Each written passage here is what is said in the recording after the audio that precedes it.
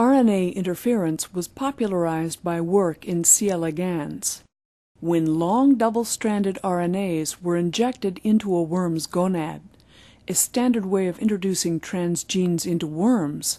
They blocked the expression of endogenous genes in a sequence-specific manner.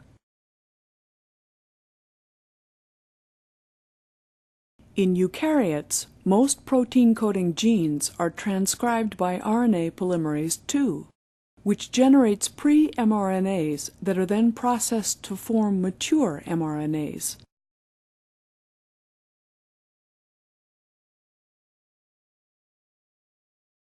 These mRNAs are then transported from the nucleus to the cytoplasm, where they are translated.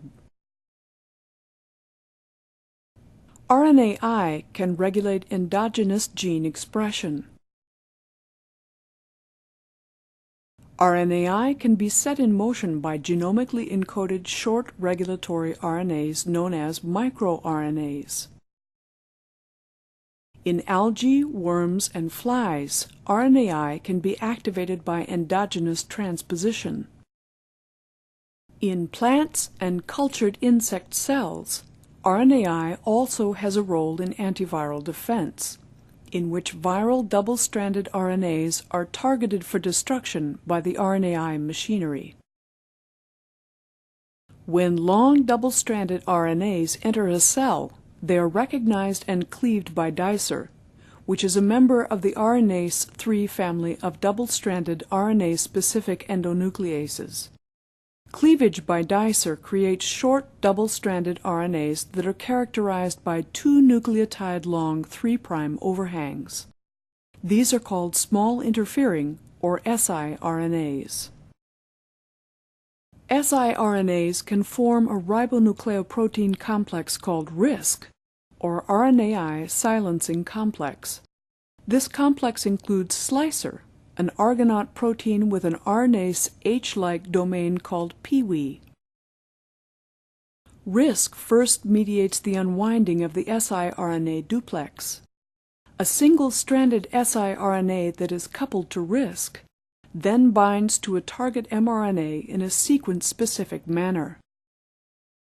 The binding mediates target mRNA cleavage by slicer. The site of the cleavage falls in the middle of the region of siRNA complementarity. The cleaved mRNA can be recognized by the cell as being aberrant and then destroyed. This prevents translation from occurring, silencing the expression of the gene from which the mRNA was transcribed. In plants, the aberrant RNA that results from the RISC-mediated cleavage can also serve as a template for RNA-dependent RNA polymerase, or RDRP. This process relies on unprimed RNA synthesis, in which the aberrant RNA is used as a template. The resulting double-stranded RNA is a substrate for dicer activity, which generates more siRNAs. In some organisms with endogenous RNAi mechanisms, for example, fungi, plants, worms, and mammals, RNAi also involves another amplification step. In this step, single-stranded siRNAs not associated with RISC bind to their target mRNAs in a sequence-specific way, and serve as a primer for RDRP to polymerize the antisense RNA strand. Such specificity is intrinsically sensitive to natural sequence variation. The double-stranded RNA molecule that is created serves as a substrate for dicer, which cuts it into siRNAs. In turn, these can either unwind and prime RNA-dependent RNA polymerization, or together with RISC, mediate the cleavage of target mRNAs. This amplification, coupled with RNAi spreading between cells, is thought to underline germline transmission of RNAi in worms. RNAi spreading has also been described in plants, but not in mammals.